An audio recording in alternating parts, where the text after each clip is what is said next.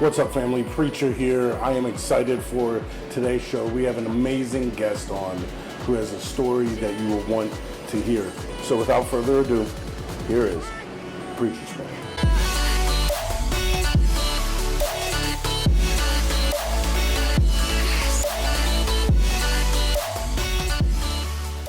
All right, what's up, everybody? This is Preacher's Corner. This is Preacher. We got my man Scorpio over there. I hope you enjoyed the first episode. The first episode came on it would have been Friday, so last week. Right now we're recording on, it is good old Wednesday. Let me move this light real quick. It's Wednesday. Ooh, look at me. I'm excited for our first guest. This is going to be a pretty cool show. Scorpio, do you want to say anything real quick? I'm going to fix my other light over here. If you want to introduce yourself for anybody who may not have recognized or remember, make sure to take yourself off mute. What's going on, everybody? It's your boy Scorpio. Yo, I'm very excited for this. This is number 2 for us. So, this is big for us. We got a very special guest today. We worked really hard to get to this point, and we're very proud about our guest tonight. We worked really hard to get to here, and I'm very excited about what we're about to do tonight. So I don't even want to waste any more time. I'm really interested to see how this goes. So let's not even waste time. Awesome. Thank you. So, like I said, we have a really cool guest. I'm part of a couple recovery groups online, and this needs to shut up. Stop playing TV. There we go. See, and that's live and uncut. raw and uncut, always. So, we got, cut your sound off there, Holmes. Kyle, there we go. So we got my man 333. Like I said, I'm a part of a couple groups on Facebook just about recovery, mental health, things like that. And so I had seen a post that he had put, and it, like, when I read it, it was just like, and I was like, yo, I've got to hear his story, and I have to let other people hear his story as well. And so I reached out to him and asked if he would be on, and told him he was going to be our first guest, and he graciously and allowed us to have him on. And I know just in talking with him prior to this that I think this is I'm extremely excited just to hear more of what he's been through and allow everybody else to hear what he's been through too, because I believe that, well, all of us, we have a story, and our story is able to impact different people in different places. And so I am excited to introduce our first guest of Preacher's Corner. Everybody give it up. If I had the little like sound clips, I'd be like, oh, everybody give it up for 333. What's up, my man? How you doing? Give us a little, just who are you? And then we have a little question before we dive into your story. So 333, who are you? I'm 333. My name is Daniel, and I introduce myself as addicted to more because I'm a real one. And I say that in every meeting I go to, because the person that said that back in 2016, when I first started this journey, he's no longer with us. And my accountability brother who always says he's a real one, his phone's off right now, and I love that dude because, it doesn't discriminate. Absolutely. So again, thank you. I can't say it enough. Thank you for being our honored first guest on the show. And so just to liven it up a little bit before we jump into some heavy things, we want to know some interesting facts about yourself. So what are 3 interesting facts about 333 that you want everybody to know? 3 interesting facts, huh? We're playing like 2 truths and a lie. But now 3 interesting facts. Well, first and foremost, I'm Italian, so I'll give that. That's interesting enough for me. I was born in New York, Mount Sinai, Manhattan. You know, I'm Irish too, but I don't say that too much. That's my mama, but my old man, that's Italian. So they moved me down south to get away from family ties. And came to the worst part of Houston back in the 90s when, you know what I'm saying, sipping, drinking, smoking dip was a real thing. But that's not too interesting today. But I know the third interesting thing is I'm real serious about this recovery. And I never thought I'd ever even care about being in a situation like this. Be excited about promoting a podcast about mental health and recovery, because that's the reason I'm still here. And there's not a question about that in my mind anymore. Absolutely. So I being Italian, my stepdad is Italian. He's been my dad since I was 3, and so I consider myself, even though I'm not blood Italian, I'm Italian. Like for 34 years of my life, I've been in the Italian culture. So from a fellow Italian, I date Italian girls, so there you go. You're Italian too. We're all Italian. That's right. All I know is I love pasta and meatballs.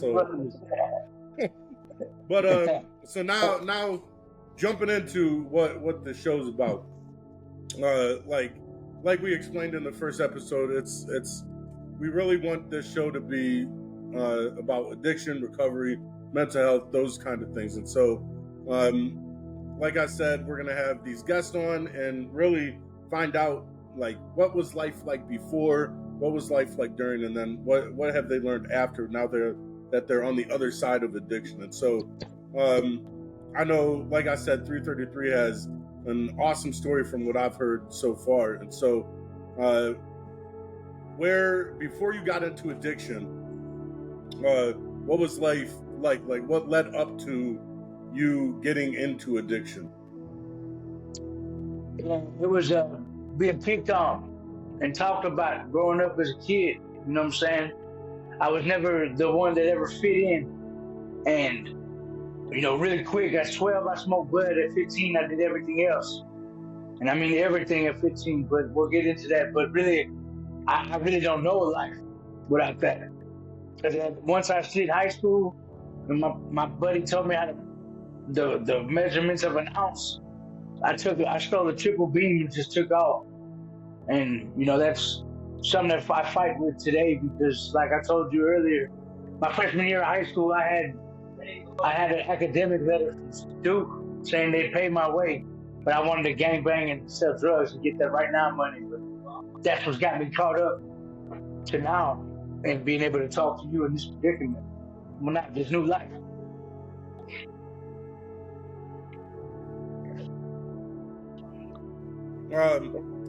No, I and that's interesting that all it was really someone, and a lot of people think like it's some big thing that gets us into addiction, but like you said, it was just someone showing you what an ounce was, and it's crazy, like something small like that, like, oh, this is what a measurement of an ounce is, and then it's like, yo, I'm gonna roll with this now. And so it's just little did you know.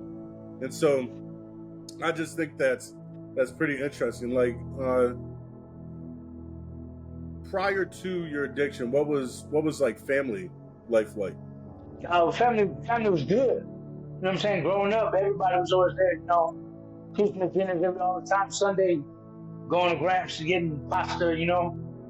But you know, growing up, after my mother died in 2009, it's like the family went with her, you know, but I'll talk about that, you know, because there's a big part of that with my life. I love my family. I miss my children. And then, you know, I'm thankful for my old man and my one sister who's still in contact with me and still, you know, still there for me.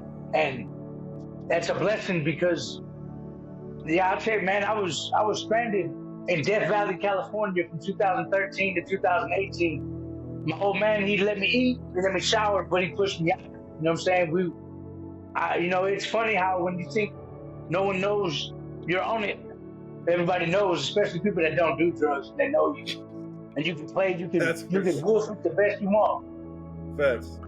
And what's funny is we think that we're fooling everybody. Like, like I remember there. Don't know. I remember when I was so like. You saw a little bit of the first episode. You said 333. Like, Right, I watched like all of it, really. So I was a student pastor, like, and so I'm sitting there going to work at a church, like after I stayed up all night smoking crack, and so I was coming to work like high at times, and they knew there was something wrong, even if I was coming to work like not sober, because you can't possibly be sober with all the crack I used to do. Like, I was going to work and they're looking at me like I'm falling asleep at work, and like people know, and we think we're fooling people. Yeah. I remember my last. Yeah, what was that? Keep going. I remember my last message on a Wednesday night. It was my very last message that I've ever preached at church. And so it was at youth group on Wednesday, and I was sitting there and I did the message, and I remember walking away. Not only was I thinking like, man, I can't wait till youth group's done so I can go back and smoke, but the message was like terrible. It was the worst message I've ever preached. And it's because I had no preparation. I threw it together in like 5 minutes because leading up to that, I was either asleep or smoking crack. And so, like, we think that we're fooling people, but we're not. Like, people know. Yeah, you're not. You can't really fool people. I thought the same thing. Like, I actually just had this talk with like two of my brothers not too long ago, because I'm sitting there and they were like, when I finally, started my sobriety, I sat and talked to them, and it was more or less they were on the first thing. What you would have told us, something. Yeah. We knew something. We're family. They've known me since they've known me since diapers. So they knew the hey. I mean, it doesn't. They really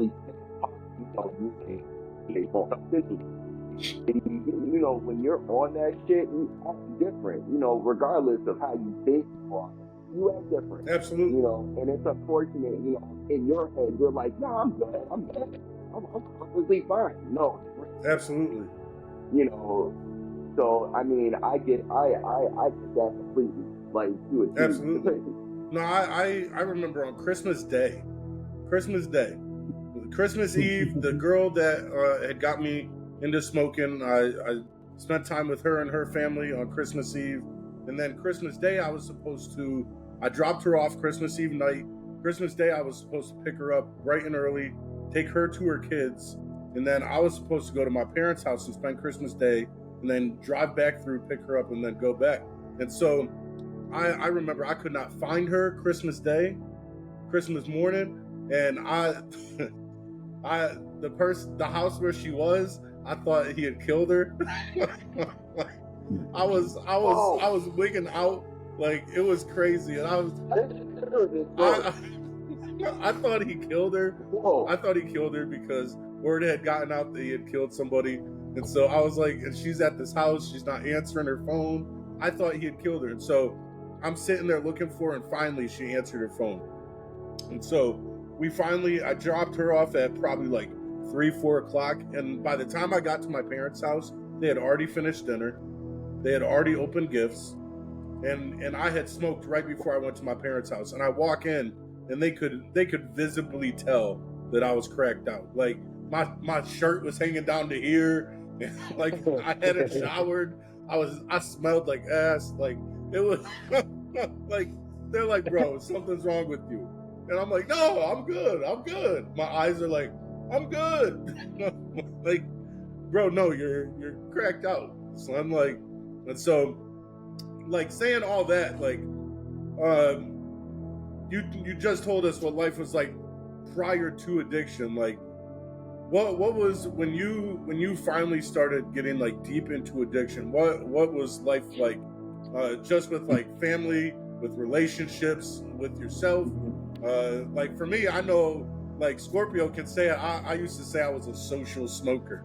Yeah. No, bro, you were a crackhead. Like, go lie to yourself. Pretty much. Pretty much. Now, but see, I can't really answer that question because at 15, I smoked PCP for the first time, and that's my DOC. And it's really sad to say that that's the first time I ever felt joy in my heart. And now knowing that it's a disassociative, and how it used to take me to the moon and back. I never got butt naked or jumped out buildings, but it was a very loving, embracing experience the first time I did that. And once I got on juvenile probation at 12, they was like, here, this will get out in 3 to 5 days. You ain't got to worry about it. And that's really what like took me off to go to the dope game, really. And then, but now I really can't say that I really had a life outside of addiction.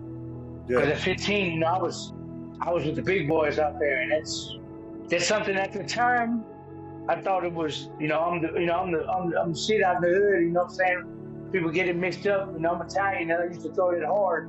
And plus, I'm from New York. It wasn't until I come back from Cali that I'm claiming the H like that. But yeah, I'm from Houston, and I love the fact I came to Houston because I wouldn't know like scripture like I do, or believe in a faith like I do if it wasn't for the South. So I love the South for that. But yeah, I can't really say that I know a life without drugs in it until now. And this is power moves. This is something where people can relate, because this isn't a topic that somebody's going to be so easy to talk about, especially the newcomer, especially with the mental health side of things. Because I can relate to that all the way to it. All right, I want to touch on something you said, and Scorpio can jump in when he wants to. Like, you were talking about when you took PCP and you felt that joy for the first time, and just for those listening, like, if they've never been in addiction, or even if they have been in addiction, like, that's when you hear people say like you're chasing that first high. Like, I know for me, like, because I was going through a divorce, and I remember like my wife and I had a huge argument, and like I was doing good for like 2 months. I was hanging out with everybody, not smoking, hanging out with all the people that were smoking. They were telling me like, man, preacher, don't pick this up. You don't want to pick this up. You don't want to do it. And I just remember one day, it was like the beginning of October, and my wife and I had an argument over the email, and I was watching the false joy on everybody's face as they were taking hits, and how everybody was so happy-go-lucky. And I'm like, yo, I'm sitting here, I'm not even doing drugs, and these people look 10 times happier than I am. And so I picked it up, and she smoked out of a bong. So the first time I ever smoked crack was out of a bong. Like, so like, just imagine what it was like at the end. Scorpio knows, like, I was hardly ever getting high by the end, because I was smoking out of this tiny freaking crack pipe. And when I, like, little dosages, I remember his girlfriend one time, his wife one time gave me a hit, and it was like this small hit, and I was like, I said, what is this? She's like, she said, well, I don't want to give you too much. I said, girl, I started smoking out of a bong. What do you mean not give me too much? I said, it's not, and it's not that we're glorifying. No, not at all. It's not glorifying, but it's like on the mental side of it, when you do it, it's like I'm laughing at the stupidity of it. It is. When you think about it, it's stupid. When you're on this side of the fence, you start doing your own sobriety, you start really looking at it like, wow, absolutely, like the decisions and things like that. But at the time, it makes sense. Just looking for, you were just looking, and the feeling you felt was like it was an escape. Absolutely, and it wasn't, and it was like how you described your first, like going to the moon. As soon as you described that, I can remember when I first took my first hit, and that's exactly what it was. Absolutely. It was like, oh shit. I remember. Like, I remember. you know, I lit up the bong, and when I took that, so I took a couple hits before, and she's like, "Yo, if you're gonna start smoking, like, at least do it right." And so she was like, she said, "Hold your breath," and she said, "Hold your breath till you can't hold your breath anymore." And so I took the next hit, and I held my breath, and she said, "Close your eyes," and so I closed my eyes. And I remember just the feeling it like went up through my head. And then like I had voices, and not like voices in a like crazy way, but I always have voices going on in my head, like, you need to do this, you need to do this, you got to do this, don't forget this. And so when I was trying to find peace, and as soon as this feeling washed over my head, everything went silent. And I remember asking everybody who was there, I said, "Do you hear that?" And they were like, "No." I was like, "Exactly." I was like, "It's peace." Yeah. And I was like, this is what I've been looking for.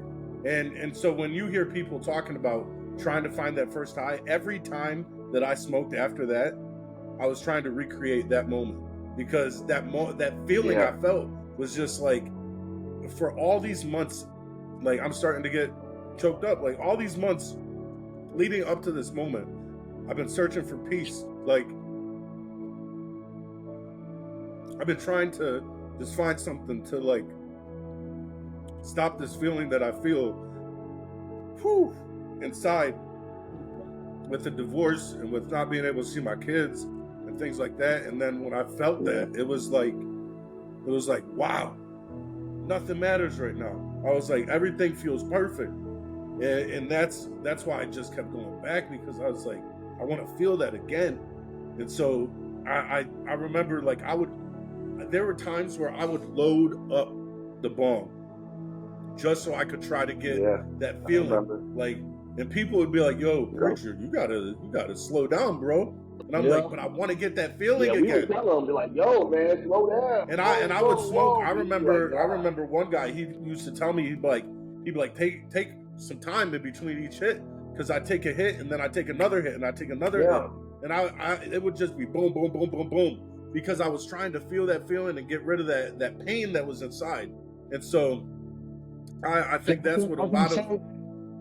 I can say with that aspect, you saying it like that, when I got really heavy into my addiction and trying to, mimic that first high, is when I lost the rights to my first daughter.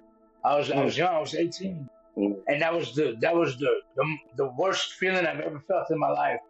And seeing you break down right there with that, I don't want to break down, but missing my children, my 3 children, for so long is the reason I got highs for so long. Just trying to numb and mimic that first high, but then it went to shit. Let me try that.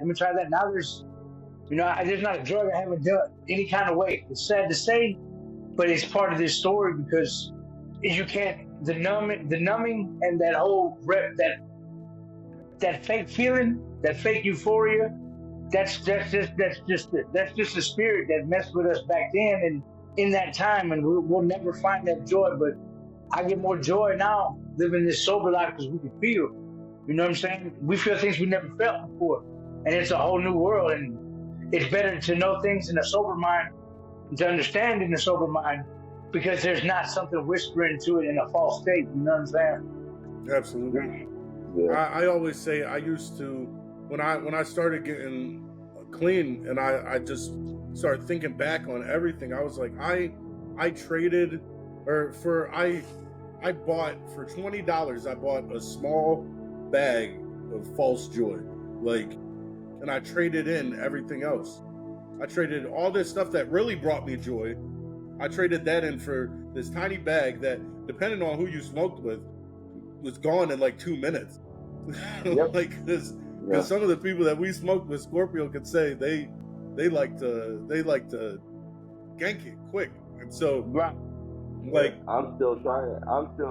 I destroyed my whole relationship with my wife over this, and I'm still even now, as she's still in active addiction, I'm still trying to like help her like get to a better point in her life, and it's hard. Just watching her go through this And it's like, damn, what there was some other way to show you. It's such a bad thing, you know. You know, but, you know, everybody got to take their own journey, but it's just, you know, then why we ended up where we're That's at. it. You know, it wasn't That's just, it. you know, Acceptance is key. just, You know what I'm saying? Acceptance is key. And I call them my 3 baby monsters. But if it wasn't for me out there ripping and running, getting high like that, I wouldn't have lost all that in the beginning. Yeah, I can say I was all young, I was dumb and all that. But in all actuality, I was doing things that, a good woman want a real man like that. Even though them women knew what I was doing when they got me. Once the children come into play, you got, you know what I'm saying? That's a hard fact that I have to fight today. And no matter how with my children, I love them, and I love them more than they'll ever know. And hopefully one day I'll get to know them. Because I just became a grandfather last month, and that's not grand to me. That's not. Yeah, thank you, but that's not cool. I don't know my children. My children don't know me, and that's supposed to be something that I'm supposed to enjoy. But that's just another stack on top of it. But it's because of this journey. Like my sobriety, my clean day is May 3rd, which has a lot of meaning to me because I have many days, but this one I hold on to because it's my sister's physical birthday, who's also in recovery. And I've talked to my daughter on Facebook, not really talk, but she knows that I was at a treatment center when we first started, before she had her daughter. And it's just something that holds weight to me right now because, I know that we don't get a tip because we want to get a tip. We get it so somebody can see that it works. And we don't speak in a meeting because we want to speak. We speak so somebody that can hear something and catch something like we're doing right now. You talking all that. This is crucial, especially for someone who's got no one to talk to and just out there. If they catch this, they can see something, and how open you all just reaching out to people like this. This is a movement that needs to be done because mental health and addiction go hand in hand. That dude diagnosed, or however you want to say, they changed the name, but whatever, man. This is serious because people got no one to talk to, and they go to the drugs. Like this bro says, when all my drugs gone, all my thugs gone. Once I ain't got nothing, everything, I can drop sacks and watch people, pick it up. And you saw me just get that from somebody. But I'm tired of people, places, and things, and I'm not a piece of shit. And hanging around pieces of shit got me in the predicament that I'm in right now. But I'm thankful it happened because I wouldn't be grabbing life like this. I wouldn't see a purpose for life or a meaning to it. But I want to help and be of service. And that's the only thing I see of this right now. We touched on it a little bit. Like Scorpio was talking about his wife. You were talking about your sister and daughter and everything. But as far as like relationships in your life while you were using, what were, just so that everybody knows, like, because it's not like people, like we said, our family knows. Like even if we try to hide it as much as we can, our family knows. And I know just for me, like it ruined relationships in my life. Like, because eventually you can only ask people for money a certain amount of times before they start getting annoyed. And then they figure out like, okay, like you don't need gas each and every like couple days. Like something's going on. Like, bro, either you're doing something or you need to stop. Either you're doing something or you need to stop driving around so much. Like, and so I know, like for me, like there was even a point where I heard that because I asked so many people at the church I had been a part of, I asked people for money. I heard that they sent an email out saying like, don't give them money. Like, and so, and I know that, like, and nothing against them. Like I did have some animosity towards them for a while when I started getting clean, but since then I've started working with that, and I know, like, though I went back one time and they sent an email out saying like basically like, he's not coming back, don't worry, and then asked me not to come back because people were feeling a little uncomfortable. And so, like, just with that, like, our addiction, like, we think, and a lot of people think, like even people who may be listening who may be in active addiction, like you think while you're using that my actions are only affecting me. But then we see it. We may not even see it while we're in addiction, but when we come out of addiction and we're in recovery, we look back and we see that we ruined relationships. And so, what has that been like, just with your addiction and relationships? Well, every relationship started off good, but after just the drugs, I chose drugs over everything, for real. And when my mother died in 2009, I went to Cali because my dad was out there. And like, no disrespect to women, but I thought I was going to see palm trees, beaches, and bitches. But I landed in Death Valley, like for real, the end of the earth, surrounded by beach sand. And because my dad, you can see you can see my son, he knew, even though he don't know where they are, he's straight edge, you can tell. Because, you come in there with the spirit in you, you're going to look the same. But yeah. I spent from 2013 to 2018 walking beach sand, Yeah, I was doing drugs the wrong way, intravenously and all that, just trying to put myself down and go. Not drinking water and just going. Praying I'd never wake up and never thought I'd make it out of that situation. So really, like, the relationship part for so long, there was no one around. I mean, I spent my 33rd birthday with second-degree burns on my nose, walking Las Vegas.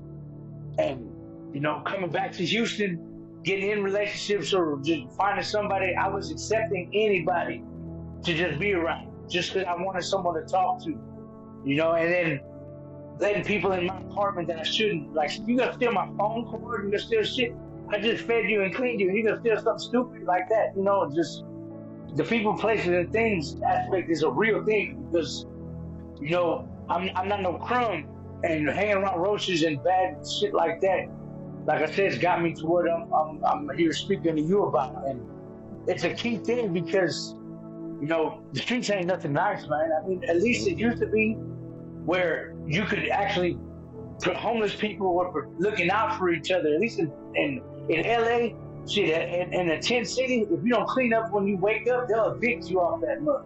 I work for downtown Houston, and like, I pick up trash downtown because of how bad it is. I wouldn't have a job like that. But in Houston, we got a term, it's called broke hustling. How you gonna steal from somebody who ain't got nothing? And then, I'm gonna find my fucking J's at the dope man's house, and I'm like, just shit like that. That cycle of just repetitive nonsense. That's the whole part of, the first step. We're powerless because we have that abnormality of our mind. We got an allergy that once we take a first drink of drug, it just sets off everything to us. So we can't stop or drink like a normal person, which makes the unmanageability part to have that whole cycle just leave you stuck in step one like that. And that's something I had a hard time, since 2016, I've been in and out of rooms. But it took at the beginning of this year is when I really said, I'm gonna do this sober thing for real and I want to see, because I've been in many rooms in many states and many cities, and all the old timers always say, man, I got things I wanted back and the things I never even thought I'd get back. And fuck, I need something in my life, you know what I'm saying?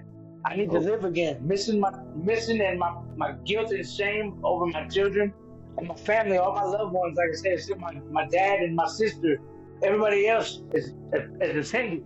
They're not here anymore. I can't call and talk. And all the living family that's still, they wouldn't even give me a chance. Like, when I came back to Houston in like 2020, I had asked my family, what, did the fucking Astros dump up on a rocket and take my family away? Like, what the fuck, I'm down here.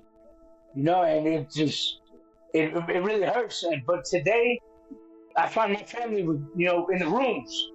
But people like me, because the one thing I've learned about going into a room, I don't care if it's AA, NA, whatever I just know the etiquette, but it's called our common bond.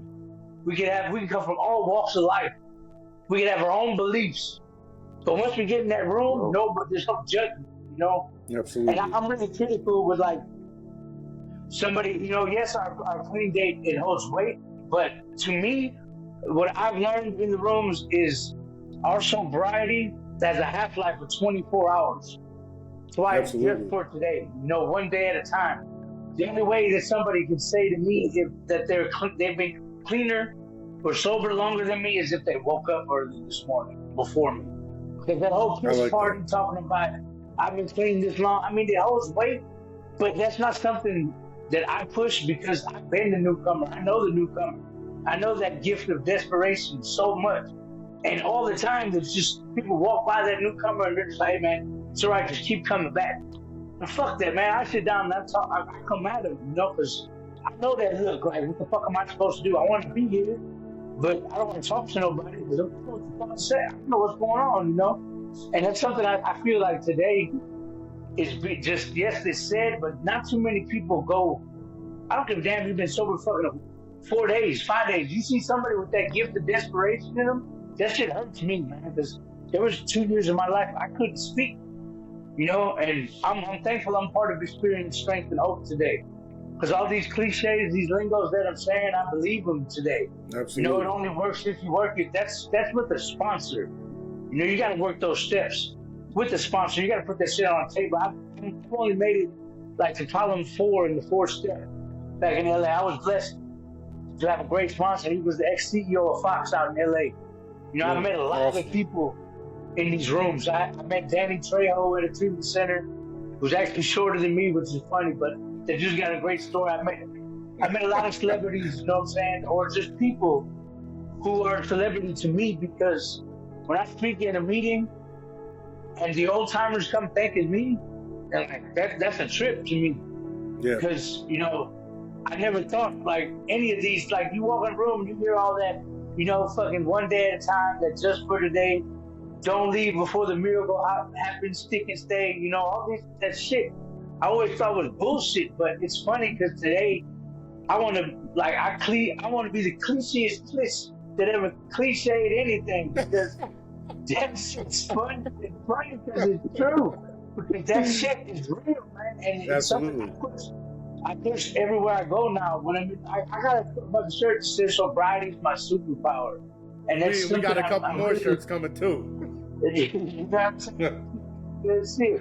Yeah, But I want one. it's a trip because we think, you know, we're getting all this, but we're entertaining. In all actuality, in my opinion, entertaining spirits is not something. It's something I used to really get a thrill out of. But to know what I know now and the shit I've been through now, all that false hope and them false thoughts, it's just a facade, man. You're living a lie.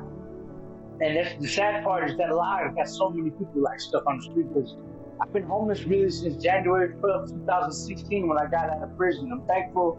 I can honestly say I went to prison in Texas and I went to prison in Cali. But when I got out of Cali, January 12, 2016, I haven't been back to prison since. And that's something good, because, you know, that institutionalized is not in me anymore. But then again, I'm at my second PhD. You know, I've done 11 physical residential treatments. I'm alumni at 9.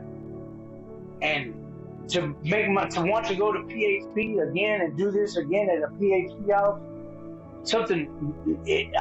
I'm glad I'm doing it, but it's something back in the day when I was doing like my 3rd or 4th treatment.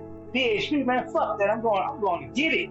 I did my 90 days. I'm doing my 30 days. You know what I'm saying? And that's crucial, because, you know, you got to change a habit. They say 28 days.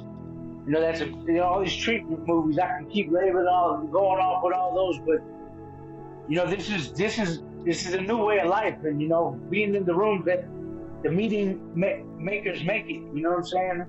You got to be around the new people, the people, places, and things is crucial. And the good part about with the rooms is, you know, when you find somebody you can really click with or relate to in a room, like how we ain't never really even spoken. We're talking to each other like we've known each other forever. I feel like I'm back in the city, like, what's up?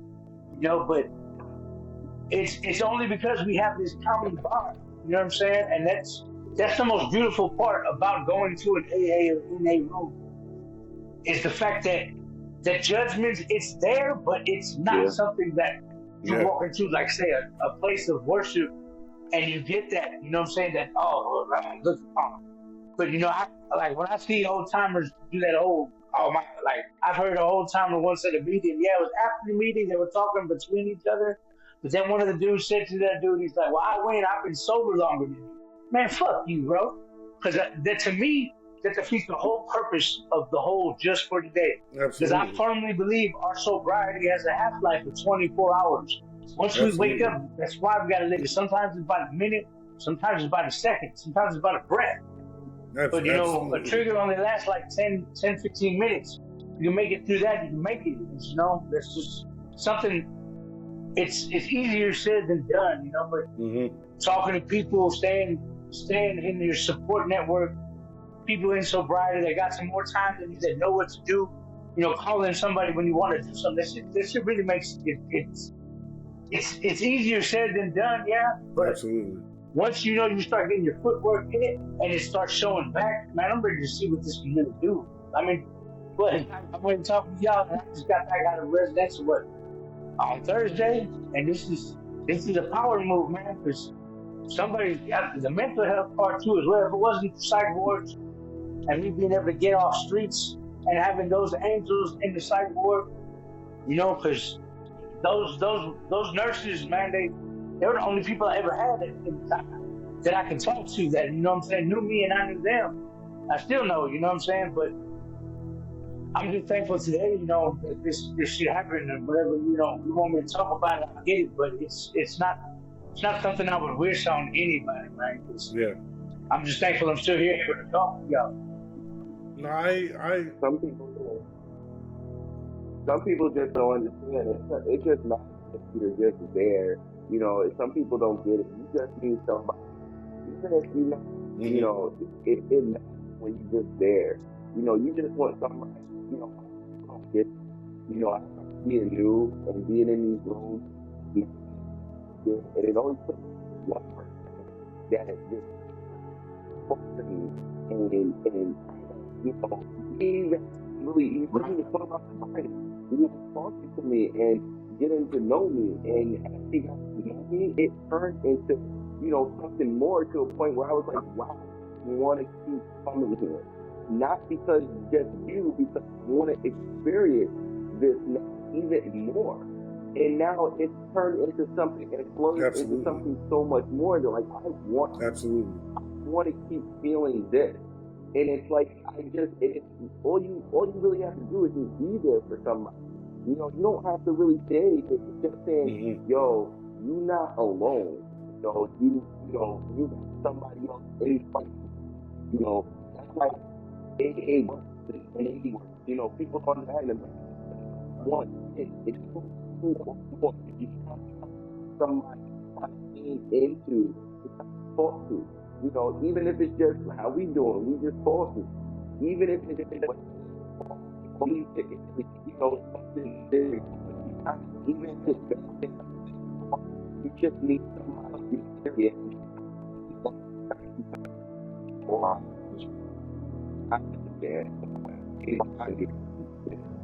No, I love what you guys both said. A bunch of things that are just stand out, and like, one of them is the sobriety having a half-life shelf, or how did you say it? Like 24 hours, yeah. Yeah, so a half-life for 24 hours. Like, so I'm part of a group on Wednesdays at a place called Veterans Outreach Center, and they have a men's group every Wednesday. And so I'm going to have the guy who runs it, he's going to be a guest on later on in a couple weeks. And one thing he always says is, he says, you have one job today, and that's just don't use.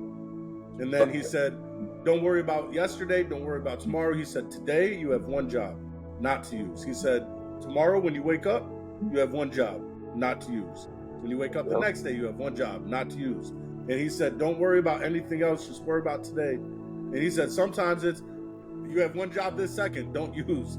Like you said, it could be by the breath. You have one job each time you breathe, don't use.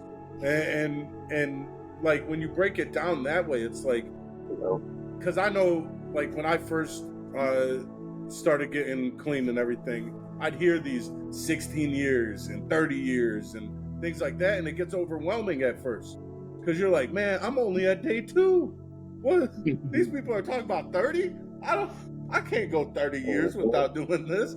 And so it gets overwhelming, and you start thinking, like, man, 30 years, that's a long time.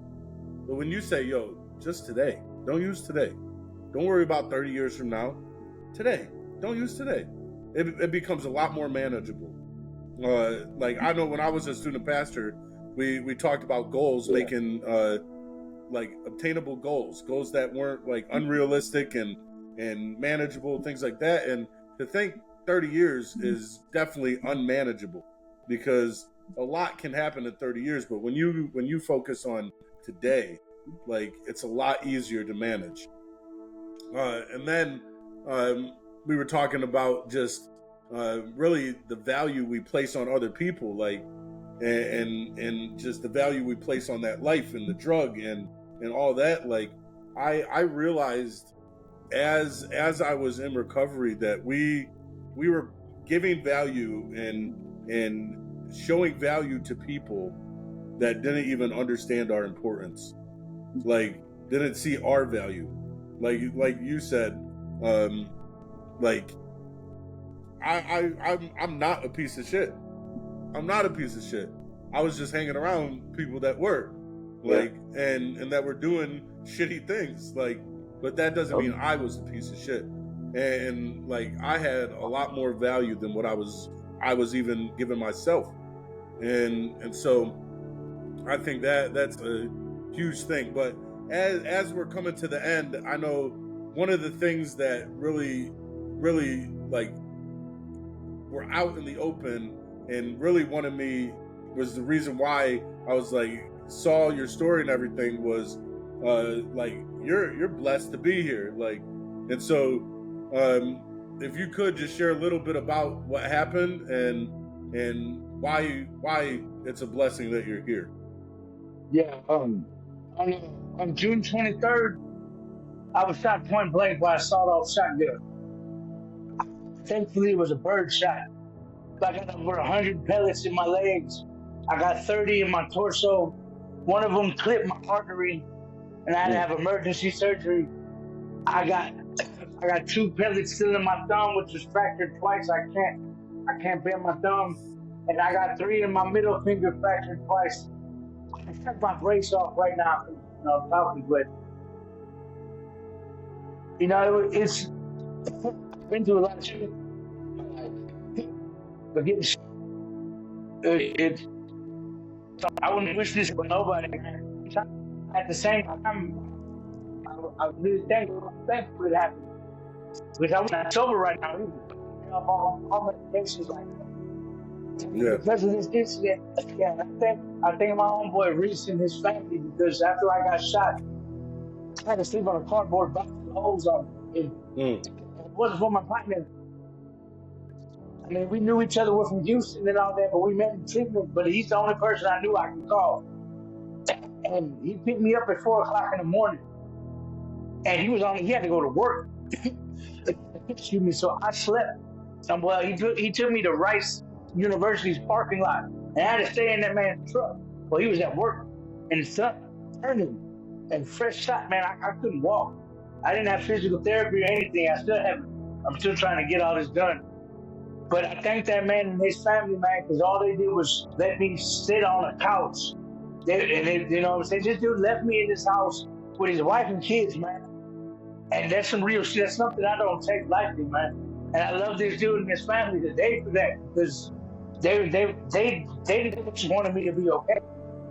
And I'm thankful because of me knowing treatment like I know it. Because I only took 10 Norco 10s and 20 Norco 7.25s. And because homelessness has a lot to do with it, but I called treatment and went to treatment. And I love going to treatments, and I've done so many treatments because, like I said, we have that common bond.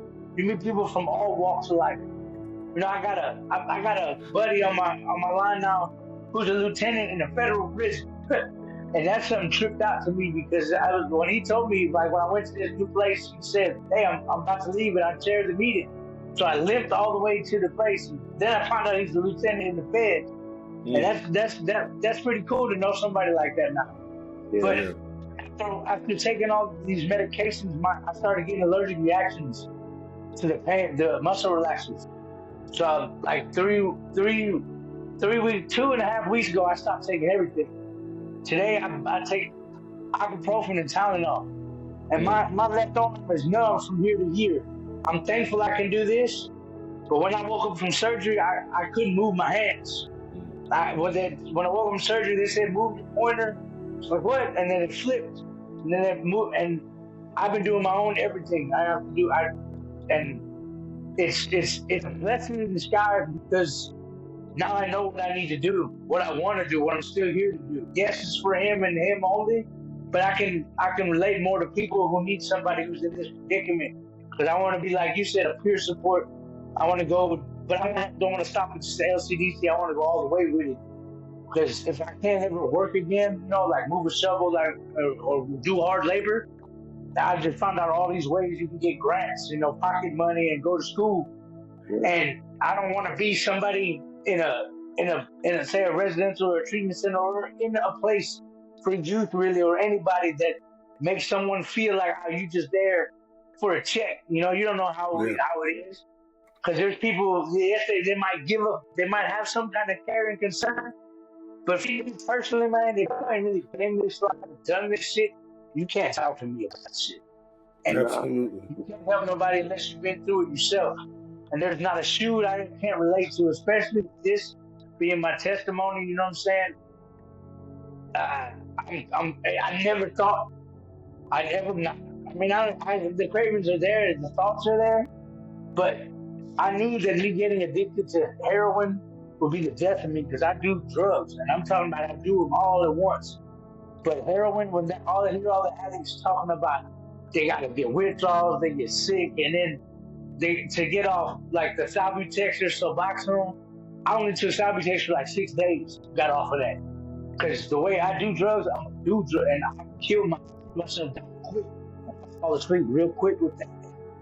I'm just thankful I have the peace of the mind to get back to treatment, to get off of this stuff. Because man, it's crazy, and I don't want no one to know this spiritual awakening that I have because of this. The pain that I have for might be for who knows, but I can't. We went bowling the other day, and I couldn't even bowl like a 7-pound ball, and that's for people like women opening doors for me when this shit first happened. That shit. This is tough, man. It really sucks. This what's going on with me right now. But to be able to lock in, you know what I'm saying, and tell somebody, like I'm being able to tell y'all, if it hits somebody and helps somebody, because damn, them drugs ain't what the fuck, man. And they ain't even real no more. And if they was, it's just, all it is a gimmick, man. It's just to catch us, to get us away from our connection. Because we're here for bigger and better things. Not to be just ripping and running and drugging and thugging. That shit ain't life, man. We got better things to do. And anybody out there, you know what I'm saying? That shit, if you need help, man, go get it. Because that treatment saved my life, man. The crazy house saved my life. But there's levels to this shit. It takes time. It's a journey. It's a new life. And there's something that, if you relapse, it's part of recovery.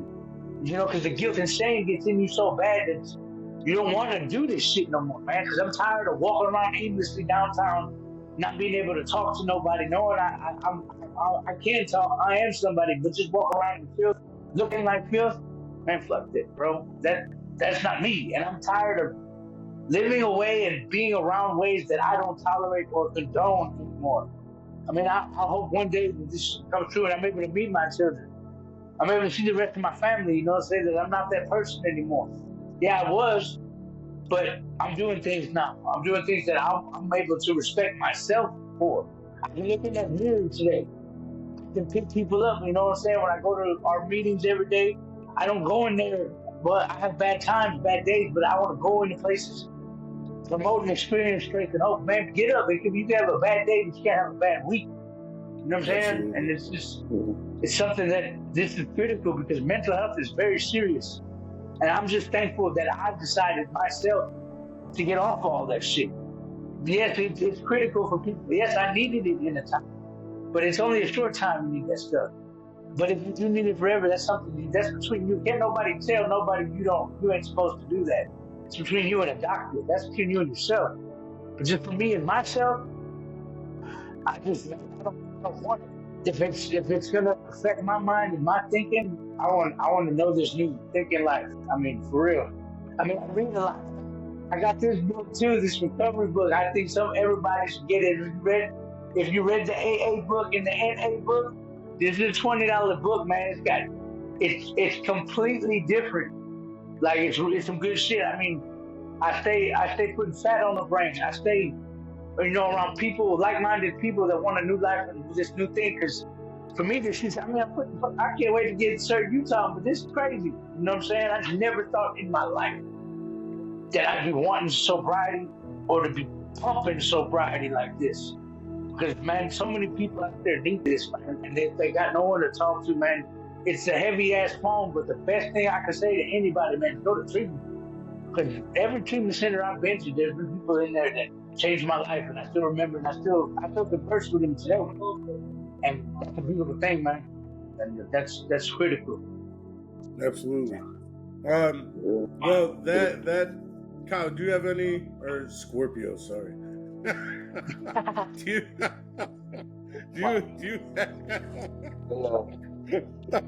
I'm so used to calling him by his government name.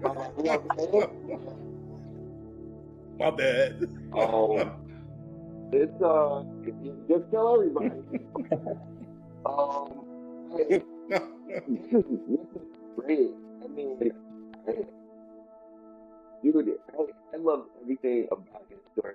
I think everything you give me information, you feel, I struggle with my sobriety every day. A lot of people look at me, because I'm a lot of people, they struggle a lot more than I do. So for me, they kind of look at me and like, oh, well, you have a handle on a lot than I do. So a lot of people do look at me and they're like, you have a handle. But really kind of keep inside, it's like you said, it's everyday back, and it's only, I'm sober for just that day. And if you woke up earlier than me, then you were sober a little bit longer than me. Other than that, it's the same thing. Like, so I kind of try to tell them that, like, dude, you don't have to, it's at a time. But I can so and I can't behave so that I got there to even be a part of this, and that's why I do this with Christian. That's why this was so important to us to try to get this platform off the ground and do the talk. It started in a car with 4 people, on drugs, lost, with no idea what the fuck we were talking about. With me yelling, turn off the light. Yo, get this 333. I would sit there as they were doing their thing, like filling their pipes and everything, and they would turn on the light in the car, and I'd be like, guys, what are you doing? And they're like, we're filling the pipes. And I'm like, turn off the light. Like, it was like a beacon to the cops. Like, hey, we're right here. Come look at our car. Because apparently in his head, everybody can, pack drugs in the dark, so. And the funny thing is, because I would tell them to turn off the light, that's why I ended up ODing. Like, because they couldn't see what they were putting in the darn pipe. But I second what Scorpio said, and I just, again, I feel extremely honored that you were able to be on here, that you were able to be our first guest, and I know, like you said, when you walk into the rooms, I remember the first time I walked into the Veterans Outreach Center, to the room there, like I felt like so nervous walking in there, and the first thing that he said, and I'll probably bring this up to him, like when he's on, like the first thing he said was, what you say right here stays right here. He said, it's not going to leave this room. I think on people that sit in a room, stay in the room, or sit in any. It's not cool to put somebody's business out there. People putting their whole heart in the room. And Absolutely. people go outside talking about that. I'll flash on that quickly. That's some serious shit. Anonymity is a big thing, and I'm very critical with that as well. But that's what builds the bond. Mm-hmm. Like when he said it, he said it, but then people actually started saying stuff, and it gave me the freedom to feel like I have a way to get what I need to say out, and I think that's one reason why everybody comes so close together. I like to equate it to when I was in the military. Like even when I'm with other veterans, like it's a special bond that nobody can have. Like when we talk to people who have never been, it's why you say 333, like why you won't listen to anybody who hasn't been an addict before, because they don't know what it's like. Like we can explain it all day, but until you've been there, you don't know what it's like. You can say like, oh, just don't do it. It's not that easy. And you won't say just don't do it after you've experienced it, because you realize it's not as easy as just not doing it. And so I just... That's the whole idea of the platform. Absolutely. And so... That's the whole idea of this podcast. Wanted to be people that were going to get there and went to the fight. The only really relate to each other and be like, you know what, I understand what the fuck you're talking about. Absolutely. You just can't have another person understand. You just can't. It's not their fault. It's just they just won't understand it. It's, you know, I was on the other side. My fiance, my wife was in active addict when we first met, and then she went sober, and I could not understand why she was making these decisions and all these like ideas in her head. I couldn't get it. And once I got into active addiction, I completely got it. It was like a snap of a finger. I got it. Like I understand. I get the whole situation now. And it's like you have to just go through it. Unfortunately, I mean, I don't think people go. Yeah, disclaimer. If you haven't done drugs, don't go do it to get an experience. Stay on the other side. Stay on the other side, but just don't talk to us about it. But yeah, I'm so excited about this, and like 333 said, like, yes, clean time is important. Like me, 4/13/24, I'm getting it tattooed right on my fingers, like 4/13/24, and then freed, because that's the day that I decided to set the pipe down. But at the same time, like, I'm like, yo, who am I? I have less time than a lot of people. Like, I'm hearing 16 years, 30 years, things like that. I have like almost 150 days. And yet here I am doing something that hardly anybody has done, and that start a podcast about addiction, recovery, and mental health. And so, like, yes, clean time matters, but at the end of the day, it's like what we talked about episode 1, like that grit that you have, and the determination, and the will to make sobriety work. And so,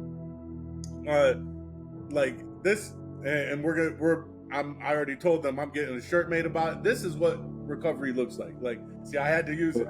That's right. That's it. This is like, I could not look in the mirror when I was in addiction. I couldn't, because I didn't like who I saw. Like, I was raggedy, I was busted. Like, I mean, if people look at us and can tell like something's wrong, then that's why I couldn't look in the mirror, because when I looked in the mirror, I could tell something was wrong and I wasn't where I wanted to be. But now I look in the mirror, and somebody told me every morning, now that you're in recovery, look in the mirror and tell yourself, this is what recovery looks like. And so, I like that. Like, right. Yeah. So I just like, it's what we're doing right now, and sobriety does matter. Like, and so, in closing, 333, is there anything that you said a lot of stuff, a lot of good stuff, and I think if anybody listening, you might have to go over this a couple times to really pick up stuff that he laid down. Oh yeah. Even I Like, gotta go through it. facts. And so, like, is there anything like last words, a piece of wisdom that you want to just let the audience know that you haven't already said? Yeah, something that I have to understand through, like I said, been doing it out of the rooms since 2016. But even though if you might relapse and get a new date, you never lose your sobriety time. You still have those days, because I wouldn't be able to tell you and use all these lingos and say all this stuff from the rooms if I haven't been in the room so long. You know what I'm saying? And that's really the critical thing, you know. Yeah, the relapse is part of the process. There's a lapse and all that shit, but when you get time, the time actually builds up on each other, you know? How they say, you know, the addiction's out there doing push-ups, and when you go back, yeah, you pick up where you left off and it gets worse. But when you pick this sobriety thing back up, it does it itself too. Because, you know, it's a trip how, even in the beginning of the year before I got shot, I became part of Experience, Strength, and Hope. You know, and that's something that I would always have the guilt and remorse and get the newcomer chip, the 30-day chip, the da-da-da-da-da. But learning that getting the chip is not something that I do for myself, and so someone can see it. Or speaking like we're speaking isn't for us to me. I don't want you to just hear what I'm saying. It's so somebody might hear it and get something out of it. You know, all that stuff. You know, that's hold weights to me today. So I learned today, you know, the last thing is that when you get some sobriety, some clean time on your belt, man, that shit picks up too, man. And that's some good stuff. Because today, you know, it took a long time, but today I'm building on those blocks that I barely even put any work in or any weight to. You know, and the last part of, you know what I'm saying, I don't want to, it's nothing to speak about, but I know with you two, it'll jump too, but I've actually done a music video. At the end of it, like I said, it's going to say Experience, Strength, and Hope for all those who battle the disease of addiction. And that's something that really needs to be put out. Mental health is critical. And, you know, the dual diagnosis, that stuff goes hand in hand, man. We start self-medicating and doing our own thing, and it just takes you to a whole planet. But give yourself some credit, man. Don't beat yourself up, man, because you are your own biggest critic, man. And only you know what you've done. Your past doesn't make who you are. Yeah, you did that shit. They're mistakes. You learn from them. That's how you get to know what you did and how you don't want to do it no more. So just give yourself a break. Really, that's it. Good stuff. When's the music video drop? My little nephew just like interrupted. I had to cut it. I jumped out for a second, but yeah, he's cutting it right now. So, like, I don't know. He might be trying to say, "Oh, he's catching up," because I'm gonna do it. I'm telling everybody about this podcast. So, I know, but you'll be the first to know once you get. Maybe we'll do a little watch party on Preacher's Corner. Okay, we can do that, bro. Yeah, we might. I'm okay with that. I'll shoot you a link to the track and all that, so y'all can. It's not that, but it's you know what I'm saying? Because me and my people used to do shows back in the 80s when we got a bunch to fit like back then. But it's crazy how, you know, doing music or whatever, and them still doing it. You know, even though the song's from like 2005. My little nephew got back to me. He cut a video for his friend out in Mississippi, and they wound up doing shows in Atlanta. He's like, "Come on, I know you got something. Just throw me something, put something together." I was at a treatment center where we could use our phones. I went and had people sign waivers, you know what I'm saying, to say that it was just for promotion process. That if something happens, it happens. But it's all about the experience, strength, and hope. She got somebody's coin out here. I got my friend of mine. She's working steps. You know. It's gonna be cool, man. That's awesome. Again, thank you. We are so glad that you were able to be here. I know, like, and I'm sure I speak for Scorpio. We made a new brother. Thank you. Yes. And it's just like we said, it's the common bond. And so I know I'm gonna be in contact with you all the time. Find out how you're doing. I know you'll do the same. And hey, maybe one day Scorpio and I'll make a trip out to Houston. Like, hey, well, maybe I'll come back to the city. I gotta go back that way too. I'm a Steelers fan. I'm a Steelers fan. I'm a Steelers fan. I don't like stepping foot in Texas because of the Cowboys, but I mean, I make an exception. I'll make an exception. Houston's a different world. That's good, man. Yeah, Texas, I believe Texas is the greatest country on earth, but Houston's its own world, man. So I love it, but I love it. I love New York first and foremost. I'm a damn VIP, Facts. and I love that part. Scorpio, you have anything to say before we close it out?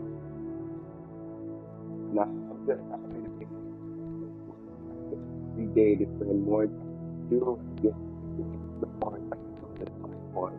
So much to talk to, and I can't wait to continue to do. Absolutely. Appreciate y'all, man. So, Thank y'all so much for this movie. I thank you again, 333.